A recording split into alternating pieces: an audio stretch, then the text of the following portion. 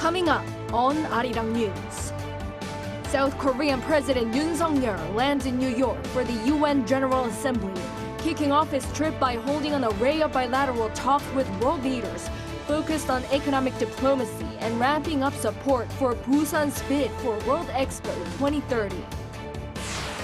The United States warns it'll work with the international community to hold North Korea and Russia accountable should they violate UN Security Council resolutions. Seoul summons the Russian ambassador to Korea, urging Moscow to immediately suspend any sort of defense cooperation with the North. The OECD revises down its growth outlook for the global economy next year, mainly due to countries tightening policies to fight inflation and China's economic woes. But it upgrades the Korean economy's projected growth in 2024.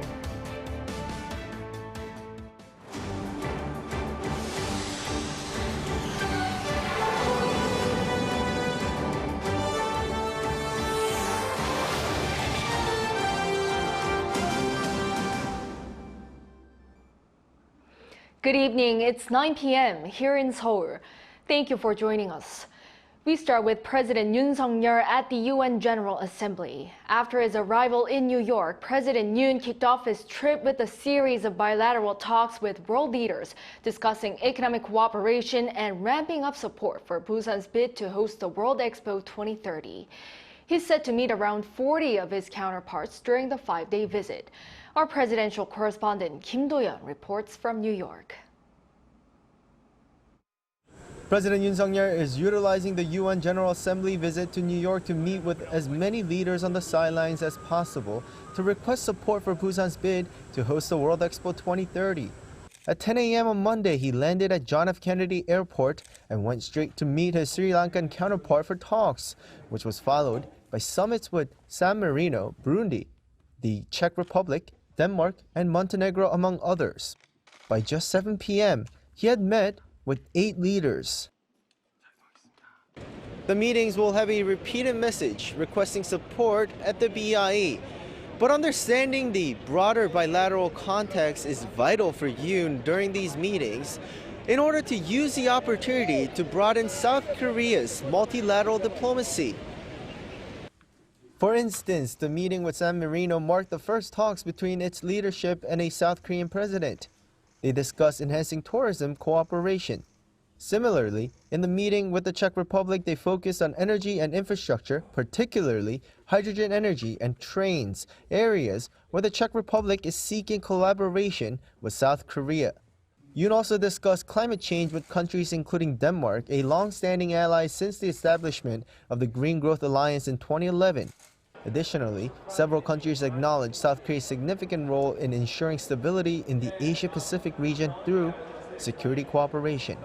If all goes to plan for his stay until Friday, he's set to meet with around 40 leaders. That's not to say sideline summits are the only items on the president's schedule. He'll also meet with UN Secretary General Antonio Guterres and will attend a reception hosted by US President Joe Biden. Wednesday is a big day, as Yoon will be delivering his speech at the UN General Assembly. He also returns to NYU's Digital Vision Forum on Thursday, before wrapping things up here on Friday. Kim Do-yeon, Arirang News, New York. While President Yoon is in New York, a former South Korean ambassador to the United Nations spoke to Arirang News, highlighting why the leaders push to expand Seoul's role in global peace, development, and digital principles is a welcoming initiative. Our correspondent Oh Soo-young has his remarks. South Korea has a crucial role to play in a world that faces continuous threats and challenges that leave the most vulnerable people in society even further behind. That's according to South Korea's former ambassador to the United Nations, Yoon, who also served as president of the UN Economic and Social Council. Ahead of President Yoon Suk-yeol's address to the General Assembly, all raised the urgency of advancing key 2030 agendas, including the Sustainable Development Goals to end extreme poverty and the Paris Climate Agreement on reducing carbon emissions. He says time is running out. The implementation of the SDGs has been negatively affected by the COVID-19 pandemic, as you know. For example, the global population below the poverty line, which had been going down since the Millennium Development Goals, started to grow again for the first time in 20 years. Or underscored the humanitarian crisis in Myanmar as an example, having visited the Rohingya refugee camp in Bangladesh last month, which is the world's largest with about 1 million refugees, half of whom are children under 18. The number of refugees and displaced people in the world keeps growing, with more diverse factors causing their hardship, such as wars, climate crises, and natural disasters. Or endorses Ho's growing commitment to official development assistance, which will see a 44% increase in next year's budget. He said the beneficiary-turned-donor country can now increase the quality as well as the quantity of its contributions. This includes President Yoon's push to set global standards on digital access, rights, usage and development. Standardization will also help to enable many developing countries in the world to gain access to the global market and to position themselves on an equal footing with the developed economies. This, I hope, will in turn contribute to bridging the digital divide globally, which is an important target of the United Nations and other international bodies. Or chairs Save the Children Korea, which has provided tablet PCs and online education to increase access to quality learning, as well as aid for children in conflict-ridden Myanmar and Ukraine. Despite the growing number of common challenges, Or says global cooperation has also suffered setbacks due to reasons that include rising nationalism. Countries like South Korea should be more active in promoting global cooperation, because as a middle power, we benefit more from a stable and rule-based world based on global governance provided by multilateral institutions. For example, when the war in Ukraine is over, I think there will be a serious debate on the big loopholes we have in the current peacekeeping mechanism. I hope South Korea can play a leading role in such a debate, not least because we will be a member of the Security Council for the next 2 years. President Yoon on Wednesday will push for Ukraine's peace and reconstruction and outline his plan to address global gaps in development, climate and digital transformation in his vision to make Seoul a more responsible actor in the international community. 오수영, Arirang News, New York. South Korea's foreign ministry today summoned Russian ambassador Andrei Dvorsovich Kulik to convey its stance regarding potential arms trade and military cooperation between Russia and North Korea. Vice Minister Chang Ho-jin strongly urged Russia to promptly stop any military cooperation with North Korea and adhere to UN Security Council resolutions, emphasizing Russia's responsibility as a permanent member that supported those resolutions and played a key role in establishing the non-proliferation regime. He also emphasized Seoul's commitment to working with the international community to respond firmly to actions that violate the resolutions and pose security threats, while highlighting the potential negative impact on South Korea-Russia relations.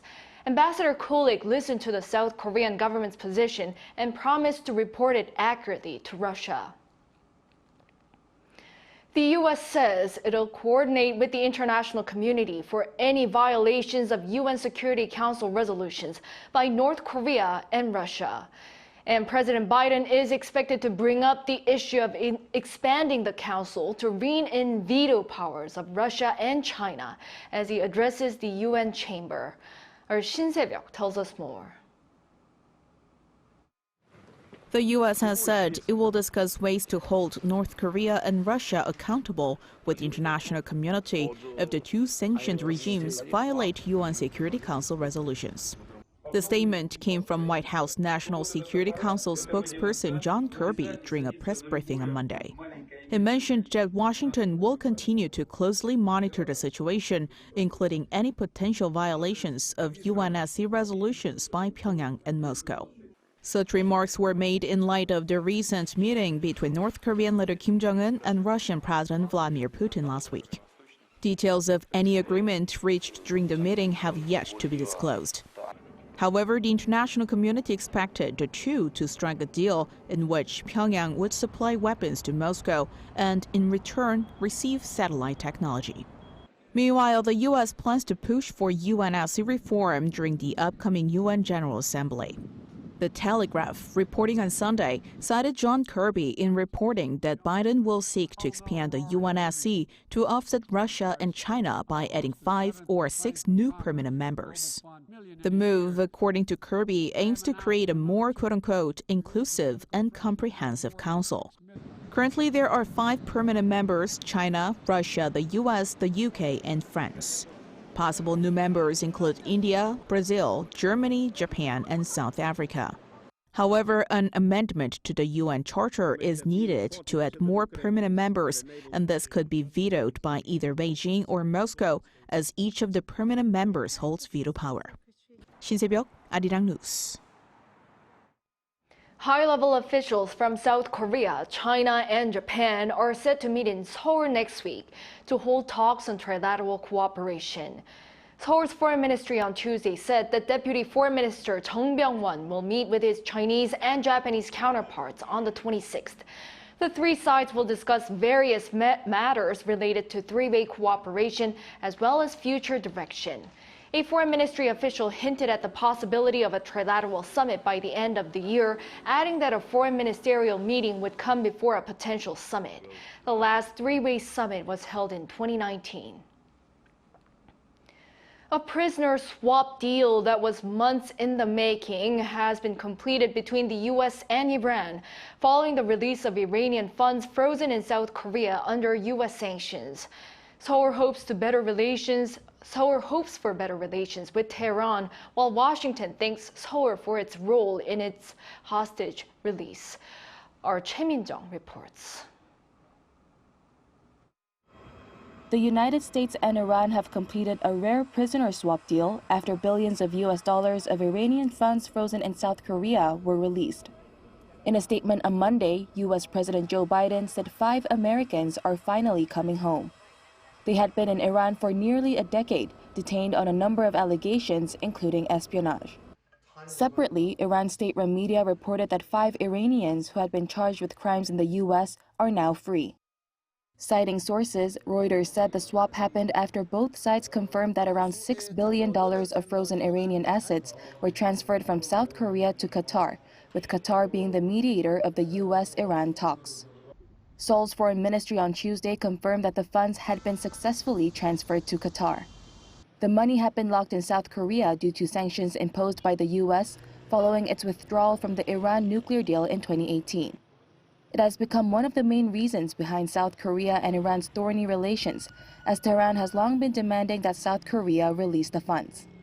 That being said, South Korea expressed hopes to mend ties with Iran. The government hopes that relations between South Korea and Iran will further develop following the transfer of the frozen funds. However, there seems to be rising tensions as to how the funds will be used. Iran's foreign ministry claimed complete access to them, saying they would be used according to its needs.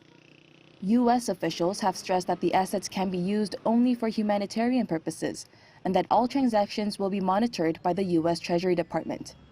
South Korea's foreign ministry has also underlined that the funds transferred to Qatar will be used for humanitarian uses, such as purchasing medicine. Meanwhile, Biden thanked South Korea and other countries involved for helping the detained Americans return home. U.S. Secretary of State Antony Blinken also thanked South Korea for its close coordination and partnership. Choi Min-jung, Arirang News. The Speaker of South Korea's National Assembly, Kim Jin-pyo, on Tuesday met with his counterparts from 5 Central Asian countries and vowed to find new areas of cooperation to achieve mutual growth. Kim met in Seoul with parliamentary speakers from Kazakhstan, Kyrgyzstan, Tajikistan, Turkmenistan, and Uzbekistan. Celebrating 31 years old of diplomatic relations, the speakers signed a joint declaration promising cooperation, especially in digital infrastructure, as well as continued exchanges between the parliaments. They held special talks on ways to cooperate on the economy and digital switchover.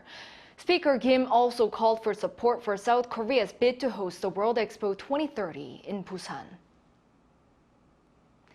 The OECD has published its interim report on the world economic growth rate.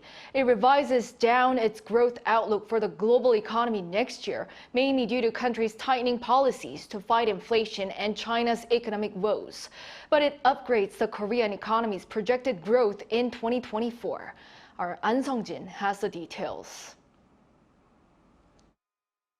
With a drop in consumer sentiment and a weakened rebound effect from China, the OECD has lowered the global economic growth rate for 2024 from 2.9% in June's report to 2.7%. In the OECD's interim economic outlook report released on Tuesday, the economic outlook for this year has projected some optimism since June's report, as countries such as the US, Japan, and Brazil displayed stronger than expected growth throughout the first half of the year. The world economy is expected to grow by 3% in 2023 before dropping to 2.7% in 2024. This rate has been further revised from June's projection of 2.9%. The OECD forecasted that growth projection is expected to remain low under tighter monetary policies. This is largely attributed to persistent core inflation, a sharper than expected slowdown in China, and increased volatility in the raw materials market, all of which pose a downward risk. World economies have been adjusting to the dropping growth rate as monetary policies become stricter with increased interest rates for new corporate and mortgage loans and rising debt. The OECD presented 3 suggestions for governments, including restrictive monetary policies for moderating inflationary pressures, fiscal policies that match spending pressures, and lowering trade restrictions. Meanwhile, South Korea has maintained its growth rate from June's report. The country's growth rate is projected as 1.5% in 2023 and 2.1% in 2024. The OECD mentioned that additional spending on the aging population also adds fiscal pressure on governments. As an aging country itself, South Korea will also need to build structural policy measures to ensure growth prospects. An Sung-jin, Arirang News. Korea's auto exports last month were the highest for any August, led by strong demand for eco-friendly cars. Our Park Gun-woo reports. The value of auto exports last month reached an all-time high for any month of August. According to a report by the Industry Ministry on Tuesday, South Korea's automobile exports in August came to a total of $5.3 billion, a 29% jump year-on-year. South Korea has been seeing increases in the double digits every month since July 2022. Thanks to healthy outbound shipments, South Korea produced more than 300,000 vehicles in August for the first time in a decade, despite the fact that auto companies usually shut down factories during the month for about a week. An industry ministry official explained that the vehicle production supply chain only began returning to normal after the negative effect of COVID-19. Strong exports were mainly due to high demand for eco-friendly cars, including electric and hybrid vehicles, which made up almost 1/3 of the total auto exports. Eco-friendly cars saw a 47.8% on-year increase in terms of export value by reaching the $1.8 billion mark. Sales of environmentally friendly vehicles to the U.S. since the implementation of the Inflation Reduction Act increased 153% on-year. Also, the number of electric vehicles exported rose by over 61% compared to a year before. Domestic sales of eco-friendly vehicles also soared 11.9% on year, with hybrid cars seeing a 53% increase. Park Gun-woo, Arirang News. A new material called Maxines are gaining attention following the recent heated debate in the scientific community over the validation of room temperature superconductors. Our Chung Eun-ju has the details. Maxines are tiny substances only 1 nanometer in size. That's 100,000 times smaller than a human hair. Despite being so small, it has recently drawn attention as a new electrode material for secondary batteries. Maxines are a nanomaterial compound that consists of thin alternating layers of metal and carbon stacked on top of each other. One of its advantages is that its performance doesn't deteriorate even when mixed with other materials or coated onto metals. Maxines are based on a compound called MAX, which was synthesized in 2011 and consists of natural metals, carbon, and aluminum. By adding various elements or molecules, a wide range of Maxines with different characteristics can be created. The most significant feature of Maxines is its high electrical conductivity. When utilized as an electrode material in secondary batteries, its conductivity is about 10 times higher than that of conventional electrode materials like graphene. This allows for increased capacity and reduced charging time. Maxines also demonstrate exceptional electromagnetic shielding abilities, making them applicable as components of autonomous vehicles and a variety of electronic devices such as wearable devices. Maxines' versatility in altering its characteristics to conductive, semiconductor, or magnetic properties based on different compositions is also noteworthy. Depending on how we design atomic structures or elements, we can achieve various characteristics. This suggests that it could be utilized in a wide range of fields. Many challenges remain before Maxines can be commercialized, such as ensuring stability and production costs. Despite active research, experts predict that it will take at least 5 to 10 years before commercially viable products can be developed. 정은주, Arirang News. South Korea is going all out to support socioeconomically vulnerable young people in the country by expanding its current measures and coming up with new types of assistance. The government and the ruling People Power Party announced on Tuesday that there'll be more counseling available, mental health checkups, and one-on-one support from professionals. Funding will be provided too for people to use for personal growth. The help applies to the young who live in isolation, are in the low-income bracket, suffer from depression, and more.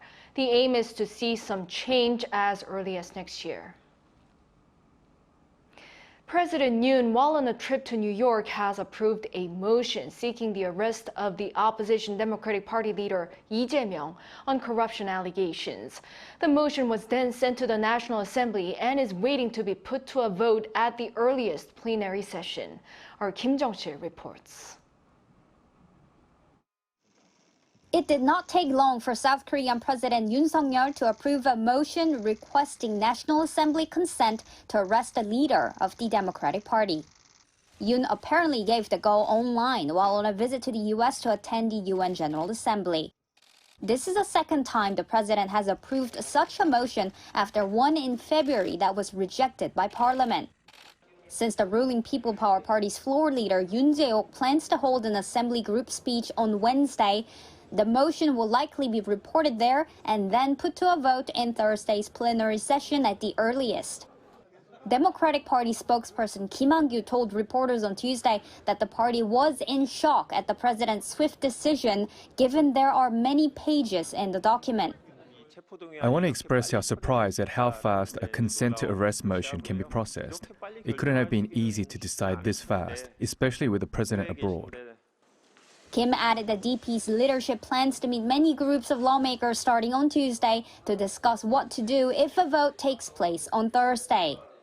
The ruling People Power Party, however, stressed that the rival party must not provide bulletproof protection for Lee. Many of the public will evaluate Democratic Party leader Lee Jae-myung's arrest issue from an objective and neutral point of view. I hope the Democratic Party faces the voting process with the public's cold gaze in mind. Earlier, the opposition party submitted a motion requesting the dismissal of Prime Minister Han Duck-soo as part of a request for governmental reform. An unprecedented voting process that may hold the fate of the Prime Minister as well as the Democratic Party leader may take place. The voting can only proceed if a majority of lawmakers are present at the plenary session. And if the majority of those present votes in favor, the motion passes. Kim Jong-sil, Arirang News.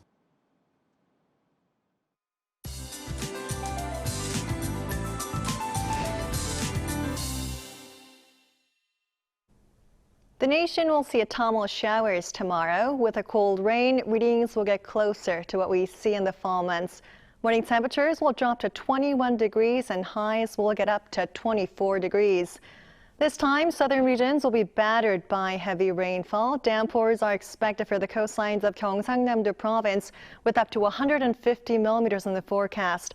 Jeollado province and the surrounding regions will see up to 120. Chungcheongdo and Gyeongsangbuk-do province will see 30 to 80 millimeters. Relatively fewer showers are in the forecast for the Seoul metropolitan area with only about 5 to 40 millimeters. Central regions will see rainy spells for the morning hours. Tomorrow, Seoul and Daegu will be starting off at 21 degrees. And showers will spread nationwide by the daytime. Seoul will get up to 24. Daegu and Gyeongju will be topping out at 25 degrees. And for Jeju Island, longer spells of rainfall are expected until this Friday. That's all for now, and here are the weather conditions around the world.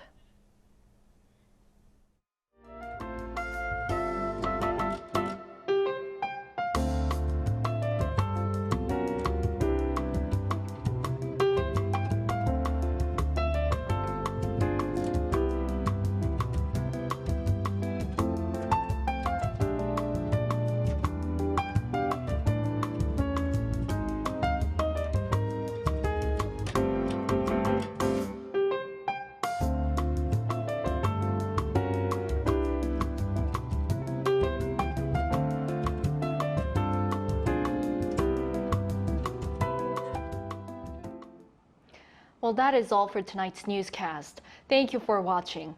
We'll be back tomorrow with the most up-to-date news. Good night.